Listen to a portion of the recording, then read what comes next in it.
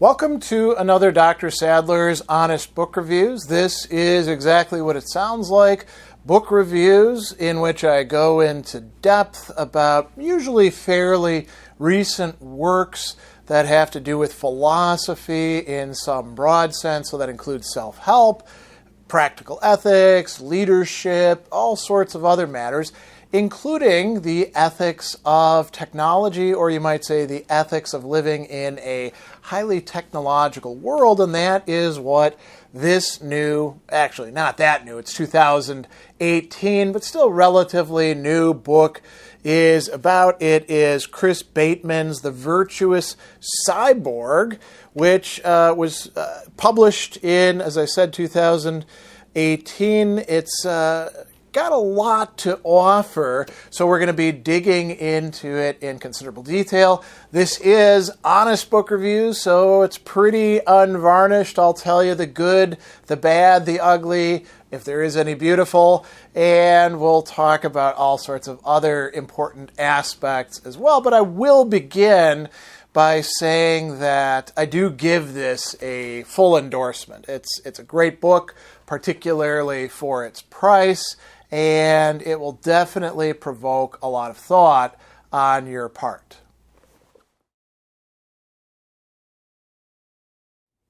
We always begin by discussing three big S's: the style of the work, the structure of the work, and I like to provide a bit of a summary. So I'm going to start with the summary. What is this book really about? So The Virtuous Cyborg, you can guess that it is indeed about ethics, and not just ethics, but virtue ethics. So there's going to be some important discussions in there. Cyborgs, well, what is a cyborg? Well, you'll get an explanation within the work, as well as cybergs and some other things as well. And the goal of the book is to make us think about a world that we so often participate in unthinkingly, sort of by habit, drawn into all sorts of, you could say, temptations and traps that might lead us into not cultivating cyber virtue, but actually cyber vice, or running into other people who have as well. So that's what the book is essentially about. As far as the style, it's well written. It's an easy read, I would say. There are quite a bit of references to philosophers of various sorts, many of whom are doing kind of high-level theory, but Bateman is good at sort of unpacking and explaining what the relevant insights are, and it's structured around the idea of identifying and cultivating virtues. So, going to the table of contents, you find that it's got a number of chapters. Each of these chapters, there's 7, is about a particular topic, and then there is a very short coda or overture, a glossary, which I think is quite helpful, given that Bateman is creating some new terms or repurposing some old terms.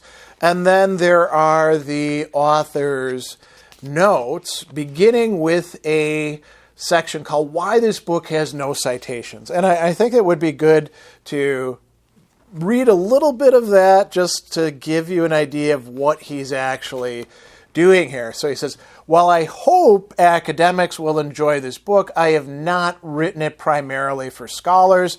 With that in mind, I decided to omit citations from the main text entirely and try something different. So it's experimental in a way, but it also kind of mimics what goes on in web pages, right?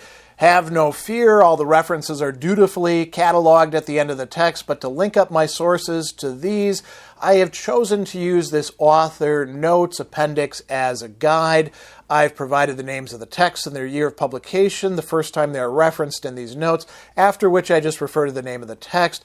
This not only leaves the individual chapters clean of clutter and thus more readable, it means I can say more about the relationship of my work to its inspirations for those who care about such things. If the citation and referencing systems were developed by universities to help scholars be more reliable witnesses, I hope this method makes me a more thorough witness in respect of my own work and the dependencies and debts I owe to others who went before me. And he actually has got a section here why some people are addressed by their first names as well. You know, it's not resting on sort of academic politeness. And, you know, you can see that he's got some pretty extensive discussions about the sources that he's citing. And then there's a, you know, a pretty significant bibliography as well. So that's, you know, quite good. And it's not a very long work. The entirety is 193 pages. You could actually read this, I would say, you know, in a long afternoon, in part because it is quite readable. So in the book, it's going to be developing a set of virtues. We'll talk a little bit more about that in the next section.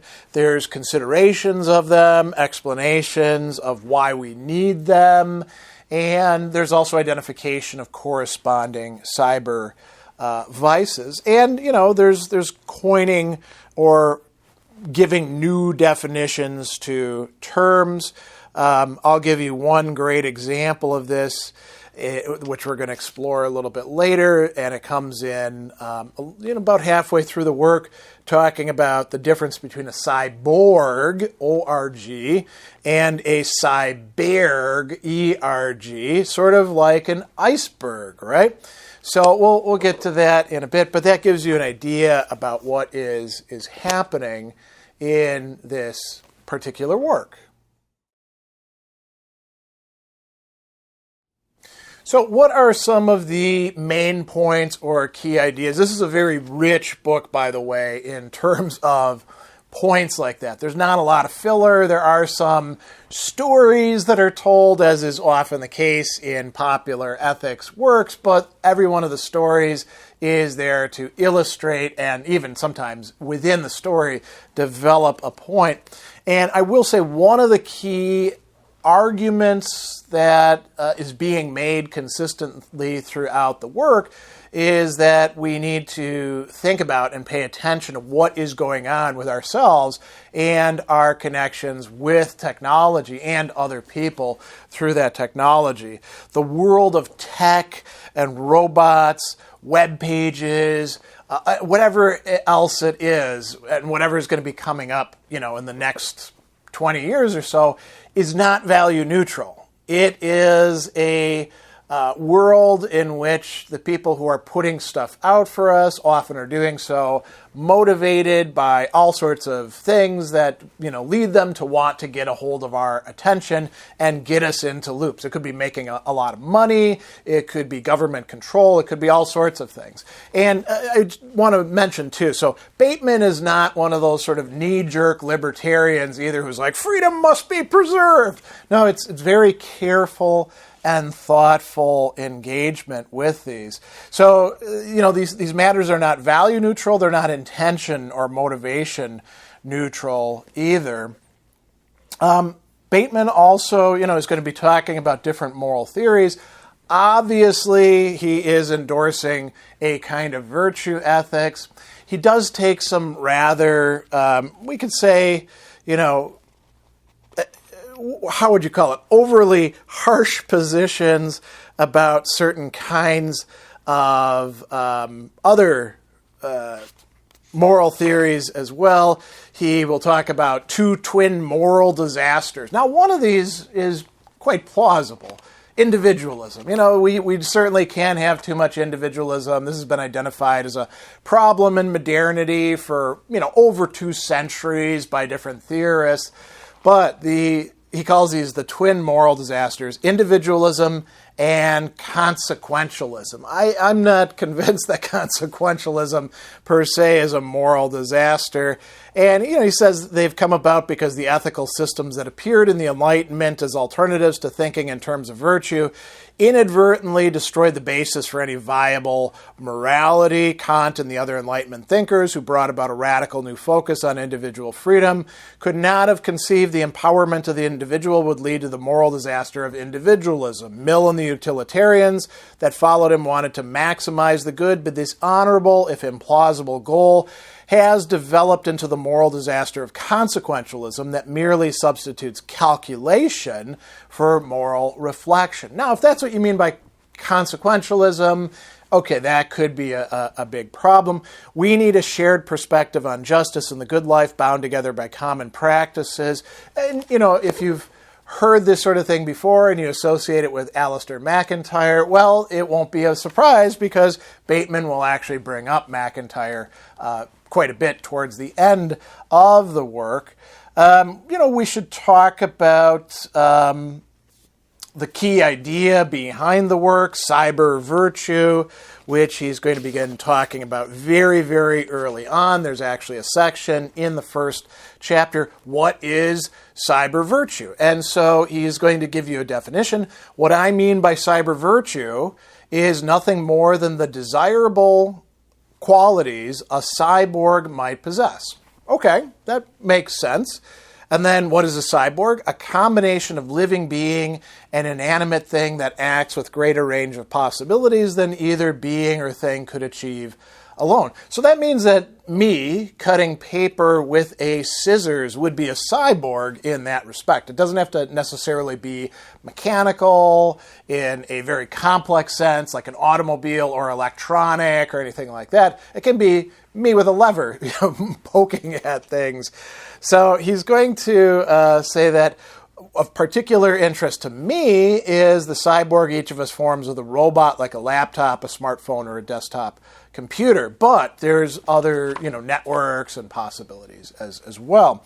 So cyber virtue is, one of the key ideas. He's also going to talk about how we often think of virtue as the properties of one being, but when we're dealing with cyborgs, we're dealing with a multiplicity of beings and things. For example, one human, one smartphone, and the network of beings and things required to make a smartphone something other than an expensive paperweight. So virtue is not going to be something solely within the individual person. It's also going to be part of other matters. So he's going to make a few distinctions. He's going to talk about, for example, programmed cyber virtues, this internal private sense of the term. A desktop recycling bin would be an example of that. Then there's social cyber virtues that are about how the human-robot cyborg relates to other cyborgs, the external sense of the term. And he says, we've already got a few different ideas here, so we need to make distinctions between those. I think he's quite right about that. What are these cyber virtues? Well, he's going to talk about 9 of them in particular, and there's analyses of each of them. So cyber restraint, cyber respect, cyber kindness, cyber tact, cyber tenacity, cyber fidelity, cyber courage, cyber justice, and cyber honesty. And these are going to be taken from different places. So, for example, the first 3 are going to be derived from a consideration of Taoist texts and traits and arguments. The final 3 are actually taken from Alasdair MacIntyre's After Virtue as being foundational virtues. Interestingly, Bateman is going to say that cyber fidelity is what we could call foundational, or I would call an architectonic virtue, sort of like those that MacIntyre talked about and identified in chapter 14 of After Virtue. And so he's going to say fidelity, faithfulness to a practice, institution, ideal, or person is the foundational virtue for the cyborg good life as I have sketched it, right? So that's quite interesting, isn't it? And it opens up the possibility for comparison with others who talk about this. There's a number of other matters that I'm going to just sort of run through that are important within the work. He talks about what he calls moral horror, and by this He says it's another name for what psychologists term cognitive dissonance. This is what drives cyber cruelty, he says. When we encounter a perspective that differs from our own fundamental understanding of the way things are, we experience a jarring confusion that frequently manifests as fury, right? And I think that's an important theme that runs through this book. There's a lot of anger on the internet that we're going to run into. He also talks about, here's another interesting term here, and he brings up fractured pluralism that Charles Taylor calls the Nova effect. There's an ideological fragmentation so that an ever-increasing multiplicity of perspectives becomes available to us. And Bateman will say, one consequence of this expansion of possible identities is the chaotic and sometimes cruel encounters that occur within social networks. This chaos nova, new chaos, as it might be called, is neither good nor bad, but rather the state of being we've all been thrown into. Right? So, good set of points there. Interestingly, this is one of the things I do like about the book. He is rather critical of the drive to make everything a game, gamification, right? That's not necessarily a good thing. It may drive engagement. It may, for example, you can incorporate gamification into your academic classes and the students might pay attention longer, but it might actually make them more competitive in bad ways. It might distract them from what they should actually be studying, You're sort of keeping them within Plato's cave, not leading them out if everything is gamified. So that's a good point. He talks about habits and the will about a third of the way through, and why habits are so centrally important. And he says, we need to be able to understand will and impulse, tenacity and capriciousness, how all of these different things are connected together. He's going to explore this very interesting idea of cyborgs in chapter 4, the first part of which is called the tip of the cyborg, right? So I'm going to tell you what he means by this, because otherwise it's not going to matter too much to you. If a cyborg is what occurs when an organism is cybernetically enhanced by a tool like a hammer, we can call the network that produces and maintains the more complicated cyborgs like cars and their drivers or computers and their users a cyberg. An iceberg famously just has 10% of its mass above the waterline and only the top is visible. So it is with the cyberg, the cybernetic network required by the more convoluted of our technologies. We only see the cyborg, the car and its driver, not the cyberg that makes it possible, right? And he's going to say our cybergs get bigger, deeper, and wider. And as they do, our autonomy recedes, even while the imagined scope of our autonomy grows. So a very interesting insight there. And then he's going to talk about some of the really big cybergs. And he coined some terms: kilocybergs with thousands of entities, megacybergs, millions, gigacybergs with billions. And he says that his top 10 are going to include a number of different things, but there's also quite a few that miss out. So, for example, the European Union, the film industry, firearms. If we include the major religions, then Christianity would be the number 3. Islam would be ranked jointly with Microsoft, and the Hindu tradition's a close runner-up. So he says, in the 9th place among the cybergs, we have the Chinese internet giant Tencent and search colossus Google, both having about 1 billion humans within their cyberg, within this network, right? 8th place, 1.2 billion automobiles. So now we are talking tech, but we're not talking just a tech company. 7th and 6th, 2 countries, India and China, the only nations to qualify for this top 10 list. Microsoft claims the number 5 spot, being slightly larger with about 1.5 billion robots involved, right? Microsoft Cyborg is 50% bigger than the certifiable size of Google's. Now, this is, of course, a little bit dated. Slightly ahead of scale is the 4th place Giga Cyborg television. And then we have Facebook with the bronze medal, as he says, with 2 billion humans. Kind of interesting given that younger people are supposedly not on Facebook. 2nd place, the internet itself, 3.5 billion humans. And what is the largest cyborg, according to Bateman? Well, money. The first cybernetic network, he says, the first technical system to spread around our planet, and he estimates 7.3 billion humans are meshed within this mega cyborg. So, very interesting analysis there. He's got some other points that he makes about outrage and change.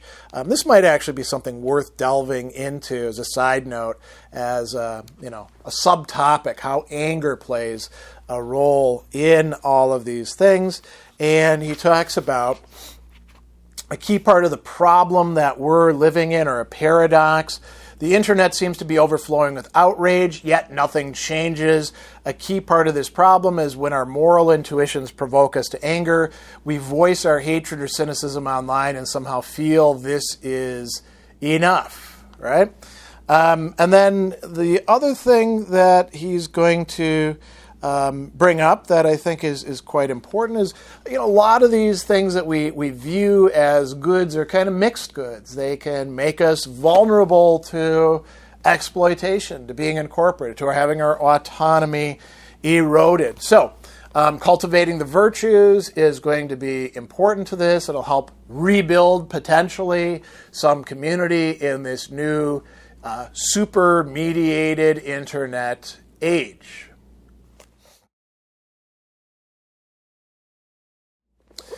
All right, so I actually have a lot of good things to say about this book. I think that it is needed for conversations that ought to be happening, particularly for those of us who consider ourselves virtue ethicists, or for anybody else who heard about that and they're like, yeah, that sounds kind of interesting, I'd like to get into it. I think this is actually a pretty important work. There's a lot of engagement with various thinkers that then you can follow up on, quite a wide range. There's sort of cutting-edge continental theorists like Badiou and Rancière. There's, some engagement with the Aristotelian tradition, partly through Aristotle, partly through Alasdair MacIntyre, some discussion of Charles Taylor as well. MacIntyre and Taylor often are associated with each other. There's some engagement with the Taoist tradition, with a few other things. And there's some discussion of even Illich and deschooling and stuff like that. So it's kind of an eclectic range, which is really what you want to see. You don't want to see somebody saying, I only read these books and authors. So there is quite a range of thinkers that are being engaged with. And I'll mention another one. Of course, Heidegger's lecture, the question concerning technology. You almost can't get away from that in these sorts of discussions. I would say that the 9 cyber virtues that are being discussed are given adequate treatments, and, contrary vices are also being identified and explored. Again, that's what you want to see. In anything that's about virtue ethics, you want to go beyond just saying, hey, here's the traits that we like. These are really awesome. Try to cultivate them. You got to say what the trait is and what facsimiles that aren't actually that trait are, and why this conduces to the happiness, flourishing, good condition of a human being, or in this case, a cyborg, that part of which is a human being. So I think it's pretty good discussion of these virtues. I also think Bateman has a background in programming. I think that this provides you with some good historical background And we could also call it not just historical, but sort of theoretical. What is going on with these things that we take for granted? Like, for example, you all remember playing Candy Crush, right? What was going on with that? So, these are some pretty important considerations. He makes useful distinctions. We talked a little bit earlier about programmed versus social virtue and what the distinction is there. There's a lot of really helpful, pointing things out. This could be understood this way. This could be understood this way. That's kind of a stock in trade for good philosophical work. He also points out, and this is something I quite like, that people who want to say, well, what we need to do is just go back to some sort of belief system, maybe something transcendent, and we will be okay. And he points out, well, not really, because, so he said, I'll just read it. Christian, Hindu, atheist, Sikh, Buddhist, pagan, Muslim, all of these supposedly distinct belief systems, here's the kicker, are taking part in the same practices. Technology and all its messy consequences, no matter how you try to break with your parents' practices, at the same time you continue the medical, transportational, commercial practices that you acquired from your parents. Right? So, this is a very interesting point. You're not going to just retreat into some sort of tradition and get away from technology. Another thing that I really do like about the book is that it is not perfectionistic. So this is discussed in the coda or ouverture. I'm going to read a little bit from this. So who is the virtuous cyborg? It is the human-robot pairing that is able to manifest at least some virtues. An ideal entity in the sense that it is imagined, but a very real possibility all the same. Doesn't have to have all the virtues to be virtuous. Just needs to have some of the virtues. So, maybe some are more accessible to some cyborgs than others. And he says a robot which was designed to express cyber virtues would make the virtuous cyborg something easier for a greater number of humans to aspire to. And that's what I'm trying to highlight with this book. While we are enmeshed within cyborgs that are corrupted by the twin moral disasters of our time, it's harder for us to embody the figure of the virtuous cyborg. And he says, do we have to give up our smartphones and laptops? And he says, it's not even worth making this suggestion. We're not going to do so. And this is, of course, part of the essential crisis that we are facing.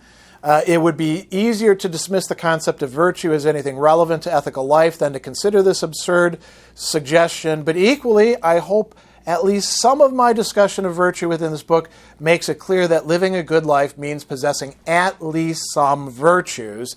And in this respect, denying virtue as a concept means to give up any chance of a good life. So, he's saying virtue seems to be the most viable place for us to go. It's not as if, it's the only possible place. We don't have to be perfectionist and think that we have to be absolute saints and possess every single virtue. We need to be realistic. And I like that aspect of this work. There are some aspects of this work that I do find problematic. Some of these are, you could say, oversimplifications or oversights or missed opportunities. And it might seem a little bit uncharitable for me to be criticizing a book that actually does quite a lot for not doing more. But here we go. So there's, as I mentioned, a lot of engagement with certain thinkers. There's also no engagement with some thinkers who, particularly given the terminology or the ideas, would have been almost no-brainers to include. And I'm thinking, for example, of Jacques Ellul's, work on technology. But even going beyond that, if you're going to make fidelity the absolutely foundational virtue, how can you not talk about somebody else who is quite concerned about technology in the 20th century and what it does to human beings? Gabriel Marcel, who's got an entire book, Creative Fidelity, right? So, there's some gaps in there. If we're going to talk about virtues, it is great to talk about Aristotle, But the treatment of Aristotle is rather thin here, and even the treatment of MacIntyre is as well.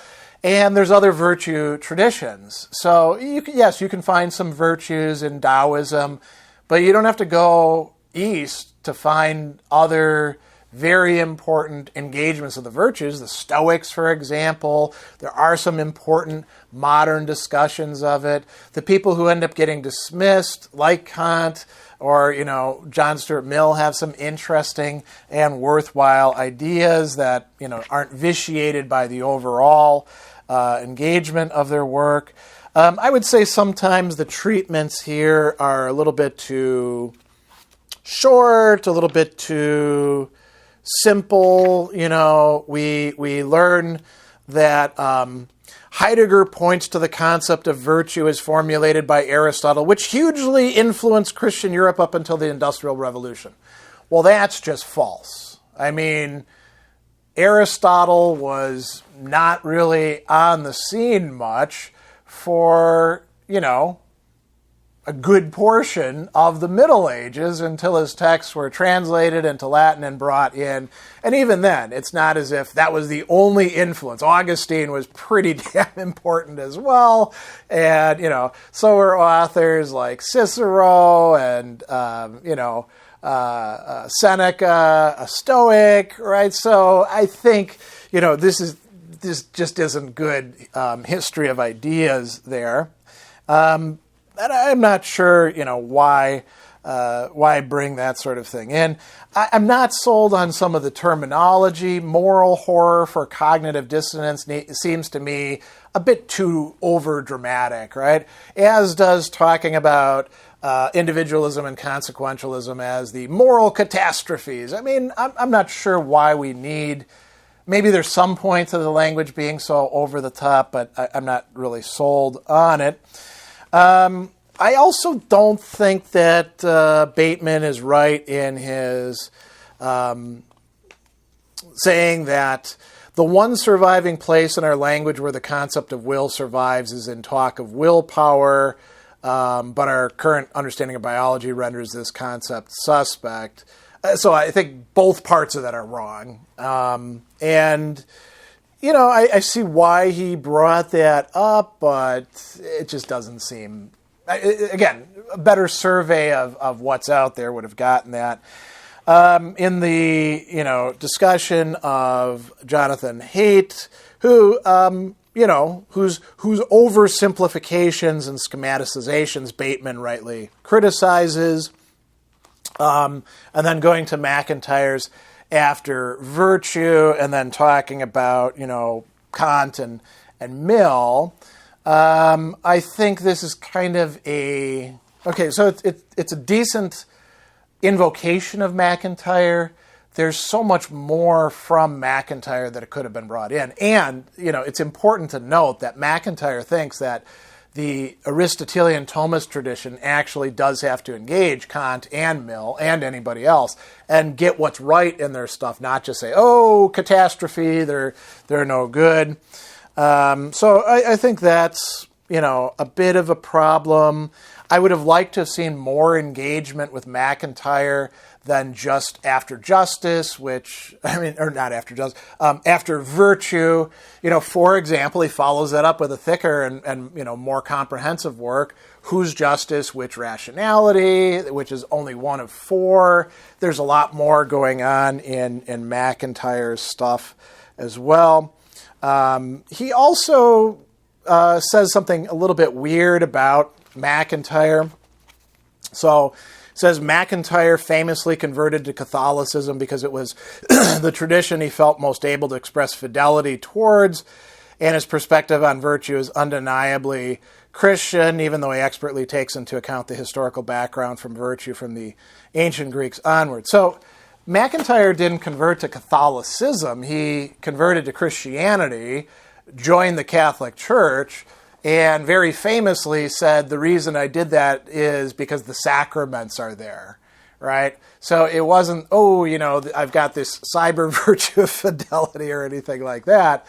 That actually, you can see that getting worked out in the transition from after virtue to these other works. right? So, I think you could say that on the history of ideas part, the book is a little bit weak at points, but do any of these like undermine the central questions, proposed solutions and analyses? I don't think so. So, these might be viewed more as quibbles than genuine, like damning complaints on my part.